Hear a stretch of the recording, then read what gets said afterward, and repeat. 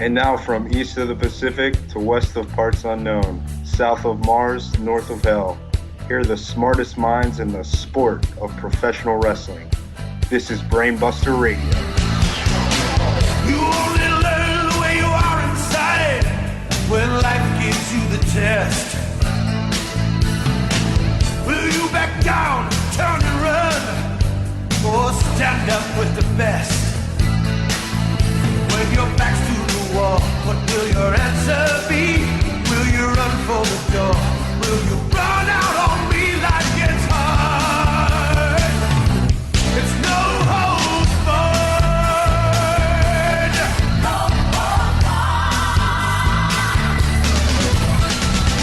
Most people. How the hell you doing, Brainiacs? Long Island Iced Tea here, ready to talk Pro Graps with you in what was one of the most unbelievable weeks of professional wrestling in a long time. A week so nuts, so crazy. Most of the Brainbusters, except for Mil Calzones, myself, and Vinman, still couldn't make it this week because they're racking their brain. They don't know how to process the information from what went down on AEW's Dynamite, let alone preparing themselves for WarGames. Mil Calzones is on the unos and doses, making sure we get along through this. Vinman's here to ask a lot of questions, and I'm here, Brainiacs, to hopefully set him straight and really make him process this information a little bit better, because I think I've done the best job, Vinman, of getting this all in front of me and understanding what the hell we saw go down Wednesday night and the rest of the week in the great sport of professional wrestling. I've been lost, Long Island. I mean, you got it's hard to describe. I mean, you got titles going to different promotions. You got legends returning to their iconic networks. I mean, it's just you got old match types being revived on streaming services. It is really quite the time here in 2020. It is. It's quite the time. It's quite a different time. Unprecedented times, some would say. But I have to start with Dynamite. Vinman, the Stinger made his return to TNT. A TNT legend returning to the network. No one saw it coming. Can't believe my eyes still that I saw that I witnessed that. But then I thought about it and said, Survivor Series back a handful of years ago was better. But even still, this was monumental. It was. I still can't believe it. You hear a lot of times. I hear it from Moose to Mark. What's going on in these rag sheets, and you hear stuff about so and so's merchandise has been pulled from WWE.com. They're jumping ship, but I did not see this coming whatsoever at all. And good God Almighty, Sting, the greatest wrestler of all time, shows up on AEW TNT live on Wednesday night. I could not believe it, and I just want to know more. What was he there for? Who was he after? He had words with several individuals in that ring, and I just cannot wait to see this interview next Wednesday with Tony Schiavone. Yeah, I was going to say, you're going to find all that out in the interview with Tony Schiavone. That's what it's all about. Sting and Tony Schiavone standing in a ring, talking into microphones on TNT. Yeah, What's better than that? Yeah, and I've been asking several people, was that the best Tony? Was that the best It's Sting that you've ever heard? It was great from Tony Schiavone. It's almost like they signed him to AEW, years ago just for this moment. It seemed like. And he delivered. It's right up there with Mike Tenay and Don West. It's right up there with Michael Cole. It was. I could not believe it. Okay. Definitely worth the price of admission. Blah blah. We all love Tony Schiavone, but let's Vinman talk about who done it. Who brought Sting to AEW? You gotta tell me, what do you think of the brand now? AEW, Tony Khan, bring in Sting. your favorite wrestler of all time and many little Stingers' favorite wrestler to TNT. No one thought it could be done. No one thought it would be done. And here we go. We've got Cody, we've got Tony Khan, and the rest of those execs at AEW bringing in the Stinger to TNT. Where does that put AEW at now? I think it solidifies them as the number 2 promotion in the world. What an ass. Number 2. Number 2. I'm impressed. No doubt about that. I am impressed. This is it. This is, they got their centerpiece of their promotion. They are right here. They're one LeBron James cameo away. They're one Shaq versus Cody match away from possibly drawing consistent Monday Night Raw numbers. They're not far. And they're, from what Booster Mark tells me, who analyzes the data a whole lot with those ratings. If there was no sports going on, if there was no news on cable, AEW would be the number 1 show on Wednesdays every single week. That's something very interesting, to talk about, in that, this is a weird year, 2020. There's a lot of stuff happening in the world, and, that might divert people's attention from different entertainment avenues. But here AEW is, and going up against a huge week in NXT that we're going to talk about for sure. And NXT has been a damn good program as far as I'm concerned. And I don't know how they could compete with the Stinger. It's going to be tough for them to compete with Sting now. NXT's already moved pay-per-views to Sundays, I think, because of AEW. They're doing a lot because they know what they're up against now, I think. And I saw a great thing that said, how embarrassing is it for Triple H that a guy who didn't grow up at all in the business is beating him, and he learned under Vince McMahon and the great, rest in peace, Pat Patterson. Triple H is falling behind a guy who learned everything he knows from Dave Meltzer. This is where we're at, Vinman. A Dave Meltzer apprentice is beating a Pat Patterson Vince McMahon apprentice right now every Wednesday night.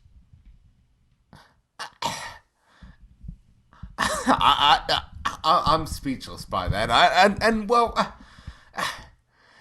When you got deep pockets, that really helps things. I'm sure Sting did not come cheap. Triple H had Sting. He had Sting, and what did he do? He took a shovel to him and buried his ass, and then he fed him to Seth Rollins. Vinman, Stinger's home, and the home is now owned by different people, but it's still T and motherfucking T. I'll tell you something right now. AEW, they got there's a lot of good shit. Speaking of, do you see all the good shit Sting could be getting into just by walking that one walk to the ring?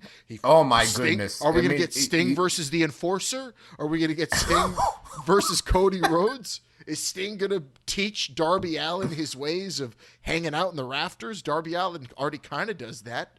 What's going to happen with Sting? Oh, but he could be feuding with that Taz group. Team Taz. He could be feuding with those guys. I mean, it's he had that interesting bag to carry his baseball bat. I've seen these Little League teams. They got fancier bags than that. So maybe Tony Khan needs to give Sting a little bit more money. But just unlimited possibilities. I'll tell you something right now. I'm watching Dynamite on Wednesday live. Absolutely live. I did not watch Dynamite live. I'd say this is one of the biggest mistakes of my life. Not watching it live on Wednesday. I feel horrible about it. But here we are. Was it spoiled for you before you watched? Yeah, I heard about it. I heard about it before I watched it. And I'll tell you, to be honest, I probably wouldn't have watched it had I not heard about it. That's a shame. It was the billed as the biggest Dynamite ever already. You should have known something was coming besides winter, and it was Sting. All the snow was falling when Sting came out too. I thought it was Glacier for a second. and I was really excited. And then it was Sting, and I was just shocked. But it wasn't even the best thing that happened that night on Dynamite, Vinman. You're perplexed that Sting is not dead. We thought Seth Rollins ended him, but now he's signing a multi-year deal with AEW, and he's back. And that's happened before, even though it's shocking. We've seen guys get injured and come back. We've seen old guys wrestle well into their 60s, some their 70s, but we've never seen what happened at the end of Dynamite.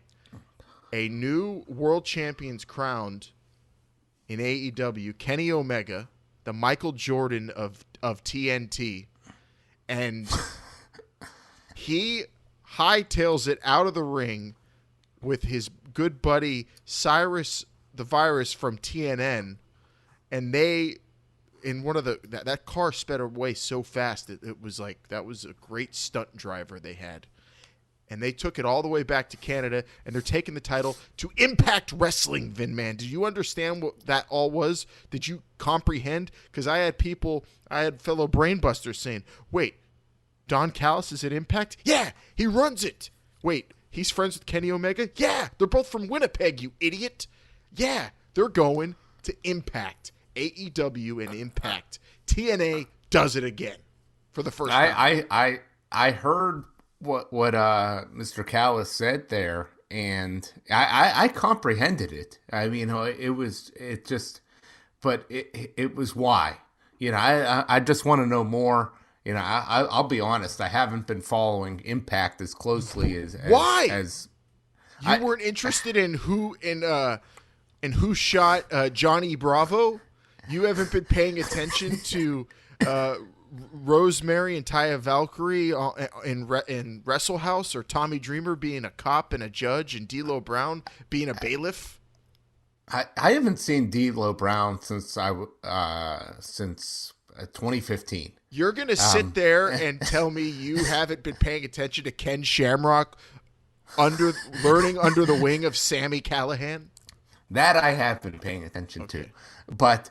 I don't know what Cyrus or Don Callis' relationship is with Impact. I've heard he's got the pencil there, but just interesting combination, those two, and I'm curious to what this means for AEW. Long Allen, you've been telling me that Tony Khan's doing all this great stuff, but what is his company? How good could his company possibly be if his belt's going to be showing up on another network? What does that mean? How do you put that together? What does it mean that you think it diminishes the AEW championship if Kenny Omega shows up on Impact? Yeah, that's given more exposure to the competition. That's not the competition. That's the point. It's given more exposure to Kenny Omega. Now people who are in their 60s and 70s that watch Access TV are going to see Kenny Omega. These people for the first time who only think Impact's the only wrestling. There are people out there that only know Impact Wrestling. And they're going to see, whoa, look at this guy, Kenny Omega, with his big giant belt and his great abs and his cheerleaders who come out before he enters the arena. I should watch that TNT show now, too. Great strategy. Also, it's going to open up the doors for big matches for AEW, which is what it's all about. Absolutely. Could you imagine? Could you imagine what it'd be like if we got to see Triple XL versus Best Friends? Or if we got to see Fallah Bahh take on Wardlow. I mean, these were pipe dreams once upon a time. But now they feel like they could be real thanks to Kenny Omega, who's just unlike any champion we've ever had. I don't know if I'm not quite sure what you mean, unlike any champion we've ever had. Willing to go out there and do things no one's ever done. Bring the championship to another promotion, and who knows what he's going to say. Is he going to challenge everyone there? Is he going to say he's uniting the wrestling world? I think that's kind of what his goal is. He just wants to be the best everywhere. He wants to be a true world champion, and that's what I really admire about Kenny Omega, who I'm gonna say right now might be the best wrestler in the entire world, the best champion, Whoa. including the head of the table, the big dog, and that is hard for me to say, but I think we're at that moment where that is a discussion to be had.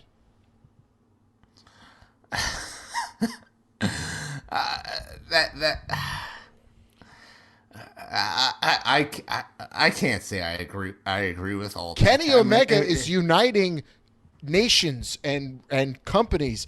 The big dog is talking down to female interviewers and punking his cousins on TV and really settling for, I think, lesser opponents in Kevin Owens. If Omega could beat Sting, then we're talking. That might happen. Or do you think Omega could beat the Impact World Champion Rich Swann? Could you imagine if we saw those two fight for the first time since Once Upon a Time at the 305 in Reseda, California? That would be something. Just to pause for a second, could you believe that this twig string bean that we're watching just knocked out somebody? Yeah, we got some boxing on as we record this live on tape, Brainbuster Radio, Brainiacs, and we're going to have to end it here soon because we've got a welterweight championship coming up after this title eliminator just happened. So Vinman and I are in boxing mode, but we wanted to get this quick BBR out, quick and dirty. Mil Calzona said, yeah, I'm down full. So here we are, AEW, unreal. Kenny Omega, is he going to unite the universe? Is it Impact? And then on, he's already got AAA, Vinman. We're going to watch Triple Mania all together right here in the BBR Boneyard here. Thank the Marburger Boneyard. We're going to watch it here. I mean, Triple Mania, you've got Chessman, Kenny Omega, and then can Kenny Omega get New Japan into the mix? Can you imagine Wrestle Kingdom coming up? If something could be done in a pandemic situation, it's going to be tough, but maybe once the pandemic lightens up a little bit, which everyone feels is going to happen soon. Yeah, what's the latest on Wrestle Kingdom? Oh, it's a 2-night affair. We've got Naito defending against, on the first night, Ibushi, the winner of the G1. But of course, everyone knows Ibushi lost his right to a championship match for both titles that Naito's holding to Jay White. Naito said, I'll fight them both. So on night 2, the winner of Ibushi and Naito will fight Jay White for the IC Championship and the IWGP World Championship. So big things there. And, of course, the grudge match, the Empire's leader, Will Ospreay, with B. Priestley, taking on the Rainmaker, Kazuchika Okada, his old friend. We've got blood feuds, and those are only 3 matches we know of yet. Who knows what else is going to go down at Wrestle Kingdom? So it's possible that we could get Kenny Omega in a big match. Or what if we get Orange Cassidy versus Tenzan? Or what if we get Hiromu Takahashi taking on, I don't know, what if we get one of Matt Jackson going back to New Japan? It could be great. How do you think Orange Cassidy style would translate to the Tokyo Dome? Oh my God, it would be great to see Tanahashi versus Orange Cassidy at Wrestle Kingdom in the just the biggest match. I mean, Orange Cassidy would easily be the biggest star in Japan since Elvis. Could you see Orange Cassidy wrestling a peekaboo style? I think Orange Cassidy's he's less peekaboo and just more chilled and relaxed. The peekaboo style would be more someone like Chuck Taylor. I could see Chuck Taylor going. What about he's been there though.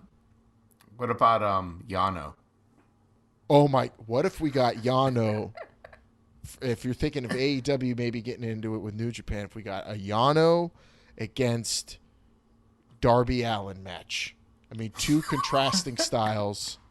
A dirty cheater in Yano against a reckless skateboarder in Darby Allin.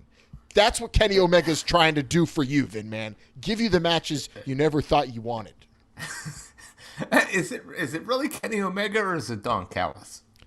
I'd say without Kenny Omega, none of it happens. So I give all the credit to Kenny Omega. Credit also to Jon Moxley, who had a hell of a run as champion. But yeah. I mean, it's been quite a while since he had won that that title. Who would you like to see Hobbs go up against? Powerhouse Hobbs. Yeah. Powerhouse Hobbs against the young lion in New Japan who used to be a Japanese pro league quarterback. I always forget his name, but I want to see him against that guy.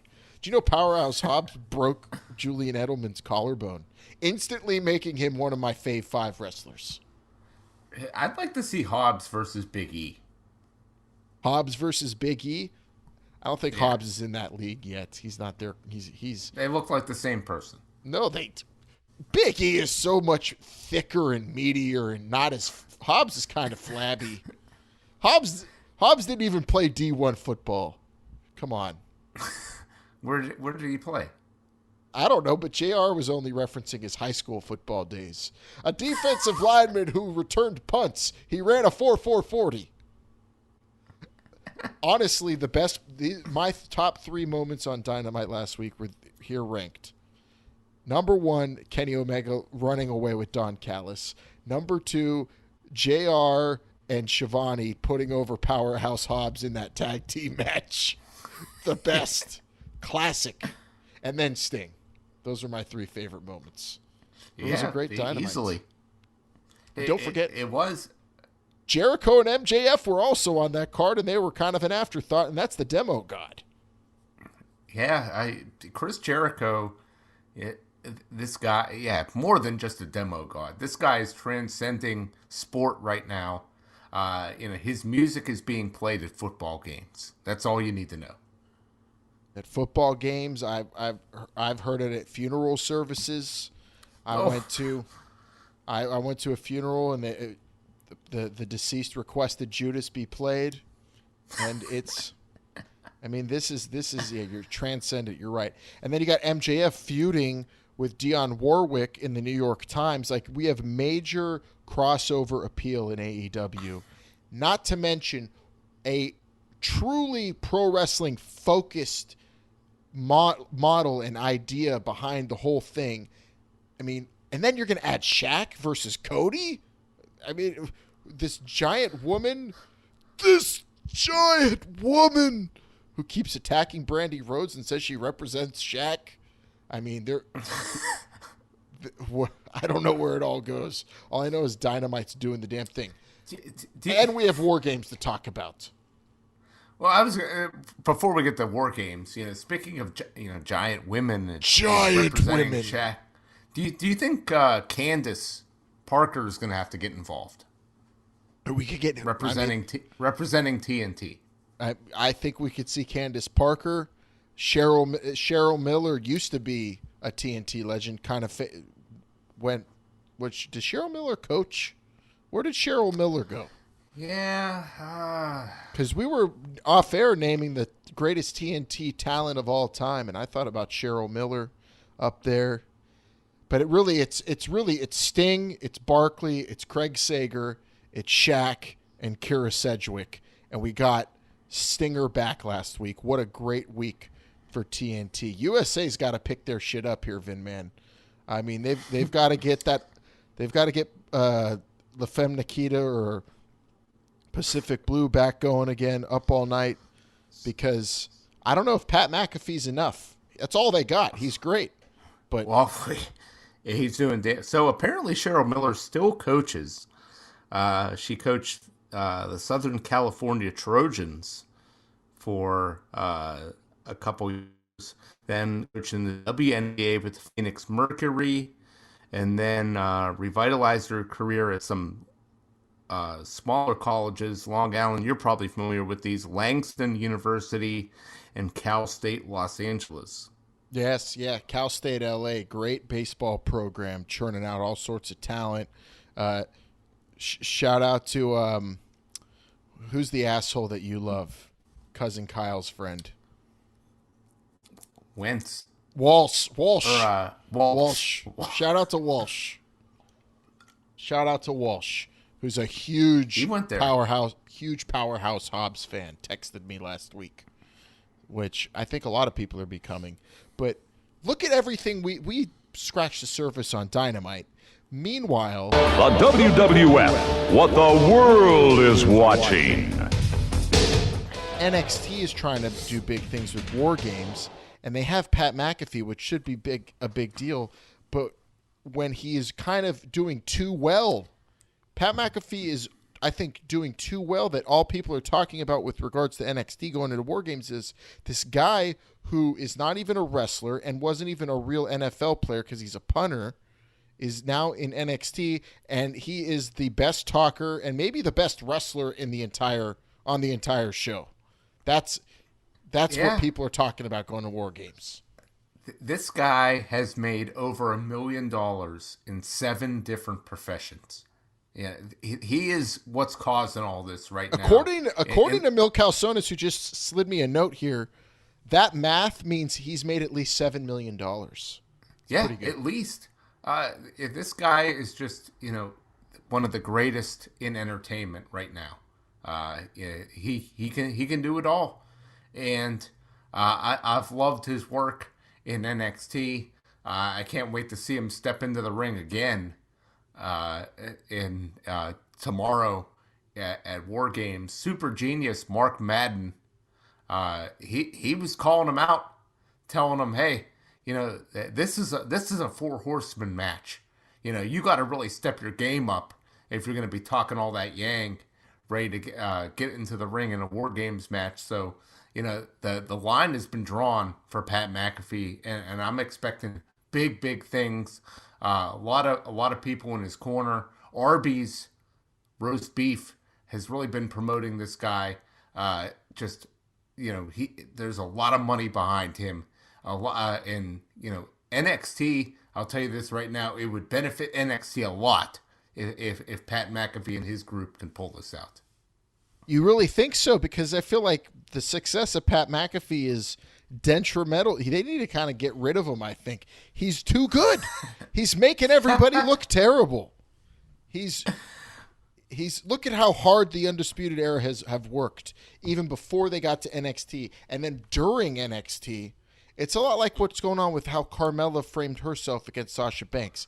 She got there, it came so easy to her, and look how pissed off Sasha Banks is about her. Pat McAfee's kind of doing the same thing, but on a giant scale, and now he's taken over the whole thing. WarGames is all about him. Someone needs to throw him off the fucking cage, and they really need to get rid of him, Undisputed Era, or else the whole thing's in trouble, I think. Adam Cole has a very important job to do at WarGames. This is legit for the soul of NXT. I don't know about that. NXT needs a big star like Pat McAfee. I'm going to disagree with you, Long Allen. NXT needs Pat McAfee more than Pat McAfee needs NXT. Exactly why they can't afford to lose this one, the Undisputed Era, because who knows what direction he takes it in. Is AC? What's next? AC Slater's going to show up and be the North American champion? Are we going to get a bunch of just random celebrities and guys making money elsewhere showing up and just doing whatever the hell they want in NXT? I don't know. I don't know if you want that to happen. If you're an NXT day one, I'd love to see it happen. I don't. That's why I'm hoping that those 2 mercenary Brits and that crazy broke bastard sleeping on a bench, Oney Lorcan. All it took was a little bit of money to be thrown at him, and now he's just causing all kinds of destruction. I'm rooting hard. I got Undisputed Era because we cannot afford to see a hooplehead dominating NXT anymore. I don't know. It's hard to say. I don't know what to make of a lot of these guys because they're just a lot of them are just regular guys. So it's hard to pick. The one thing that bothers me a little bit is this Peter Dune. I don't know what brand of bronzer this guy's using, but it's a little disturbing. He's a scary individual, and having all that money behind him as well, we got to get him. Yeah. We got to get this taken care of here, Undisputed Era. Do your job. All right, real quick. Timothy Thatcher, Tommaso Ciampa in what might be my favorite feud going right now. Timothy Thatcher, Thatch Ken, one of his students attacked Ciampa, and he put on a guillotine choke. He wanted no part of Ciampa, but Ciampa wants this fight because Ciampa's trying to change the locker room culture. He said Timothy Thatcher takes liberties with his students, and the greats like Harley Race never did such a thing. I don't know. I feel like Harley Race probably took some liberties. You know who definitely does? I bet that Gangrel and Mikey Whipwreck, two of the big prominent teachers, they probably take liberties. I don't know. I don't think Timothy Thatcher's doing anything anybody else isn't doing. I'm rooting for Thatcher.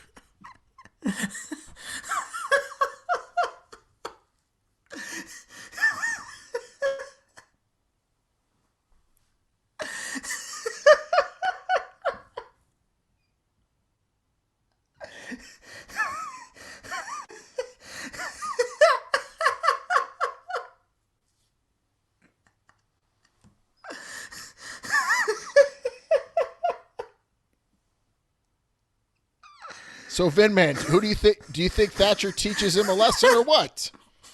Yeah, I hope so. I've always hated this Ciampa. He's always seemed to be involved in matches he didn't belong in. So I hope this Thatcher can take care of business. Dexter Lumis takes on Cameron Grimes in a strap match. This Hard to go to the moon when you're strapped to a psychopath who stalks people and draws them. Cameron Grimes, this guy, he's under more stress than anybody I know. Oh my God, constantly looking over his shoulder. He's just trying to make a name for himself. And this Dexter Lumis is constantly on top of him. But in the strap match, there's going to be nowhere to run, nowhere to hide. I am going to go with Grimes in this bout. I think he's got what it takes to touch all four corners. I got Lumis. I don't know if this is a Puerto Rican strap match. I don't know if you just pin, submit, or what, but I got Lumis either way. Real quick question. Miss Elizabeth asked if we could return your wedding gift you got us for an original Dexter Lumis portrait of us. Are those harder to get than a Bob Ross original?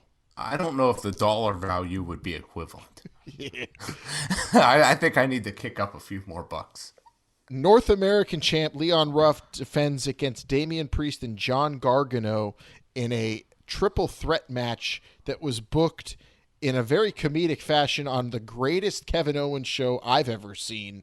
We're featuring William Regal doing a Teddy Long impersonation. Playa, who you got winning this triple threat, Vinman? Say this again. The match, Leon Ruff, Damian Priest, and John Gargano, a.k.a. John Takeover. Johnny Takeover.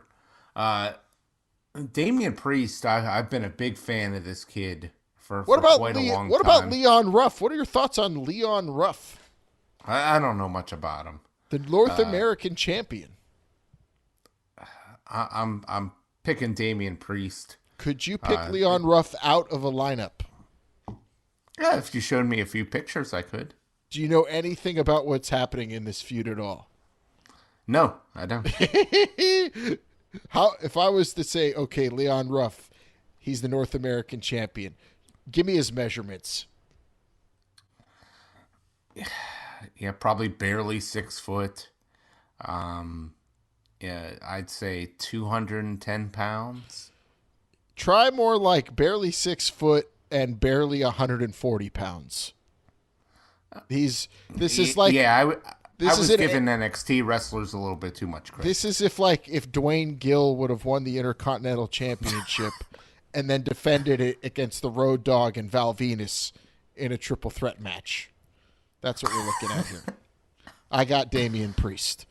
Team Shotzi, and then in the main event, as far as I'm concerned, Team Shotzi against Team Candice, WarGames. Shotzi Blackheart leading the NXT Women's Champion Io Shirai, Rhea Ripley, and Ember Moon into battle against the devious pixie Candice LeRae, and of course the recently turned evil Tony Storm, and of course the two good friends, HBK Diesel wannabes, Dakota Kai and Raquel Gonzalez, who is a giant woman.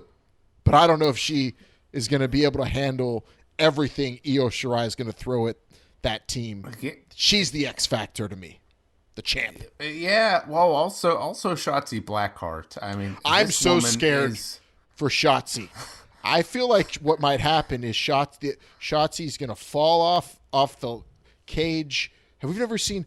What if she goes to the top but falls out backwards out of the cage? Wouldn't they be disqualified? Because you're disqualified if you escape the cage. That's what I've heard. That's what they said. You forfeit if you escape the cage. I'm so nervous for Shotzi. I've never seen that rule in a traditional WarGames match. You've never seen an open roof in a traditional WarGames match until recently. You're telling me there's going to be no roof on this cage? There hasn't ever been a roof in an NXT WarGames match. Ugh. Well, as I was saying, Shotzi Blackheart, this woman somehow is like the face of NXT when it comes to gimmick matches. I think when it comes to just being a show, she is the show. She's the most entertaining thing on it. What a personality. It's going to be interesting to see the strategy here. I think it all comes down to, when do you bring in Raquel Gonzalez? Like, is she your fourth woman that you bring in? Do you bring her in maybe at number? Now, who has the advantage? We do. We won the advantage in the ladder match on NXT last Wednesday. Shotzi pulled down the briefcase. We got the advantage in this one. So that's the thing. You're not going to put in. You're probably going to pull out Gonzalez last at that point. I got to think. So how much gas does she have? Is she going to be able to clean house whenever she comes in as the last person? It's going to be interesting to see. But I look at these two teams. And you talked about how good Io Shirai could be, but also you got to look at you got to look at Rhea Ripley here, and how good she is. She's damaged goods. Io Shirai beat the living hell out of her. That's what I'm also concerned. I mean, I think Io Shirai is going to recover from that match, but Rhea Ripley does not look right. And we're going to get, I think, half of a Rhea Ripley in this match. So that may be enough. Who else was Shotzi going to get? Also, Rhea Ripley has personal issues with, and Shotzi, and she got Shotzi that beautiful shiny new engine for her new tank that we hopefully see debuted at WarGames. And I'm hoping the tank makes it into WarGames. First time ever a tank in WarGames. Yeah, the Fall Brawl Spectacular. I don't know if we ever got a tank in the arena on at a WarGames match. Who you got winning? That would be something. I am going to go with the Shotzi Blackheart team. Good. You're picking. All right, so we're going to win. We're getting this one. I think we win by surrender. I'm confident. In Shotzi, I trust. We should all trust. I mean, what a great wrestler, a great host, can do mechanics work if you need her. I've never paid for an oil change in her life. I mean, Shotzi, what a great captain. This is really going to propel her, I think, into superstardom, and maybe what saves ultimately NXT from being taken over by Pat McAfee. Maybe we get Pat McAfee might win, but maybe because Shotzi Blackheart's so good, NXT remains a pro wrestling show. Hopefully, fingers crossed. She's been the focal point for the last couple months. Can't deny that. All right, well, Vinman, Mil Calzones is wrapping us up. We don't even have time for Falls Count anywhere, but it's WarGames week anyway. Falls only count inside of the cage, the double cage, so we can't do it. So we just got to get the hell out of here. Mil Calzones said, well, actually, you could. You can get the hell out of there because apparently there's no roof. Yeah, but if you escape the cage, it's a forfeit, so you can't. I just can't get over this. See, the whole point of the show this week was to get Vinman not asking all these questions and understanding what went down this week, and now he's leaving more confused than when we started. That was not the plan. So we failed in that regard. I mean, I've been baffled for the past several weeks because it was a Sunday night and Survivor Series was on. And it wasn't a replay of something I had already seen. Yeah, I told you had that no was- idea what to do. I told you that was the case, though, so that's your own fault. Brainiacs, we got to get the hell out of here. Enjoy WarGames.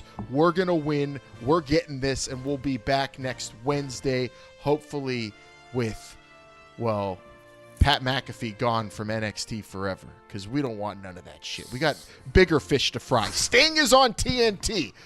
NXT cannot focus on Sting if Pat McAfee's causing a ruckus within their own house at the Capitol Wrestling Center. It's a whole thing. Maybe Triple J will explain it better whenever he returns. But until then, Brainiacs, for Vinman, who is so confused, Milkhouse Sonus on the ones and twos, and Long Island Iced Tea. I'm Long Island Iced Tea saying, I got to get the hell out of here and watch WarGames.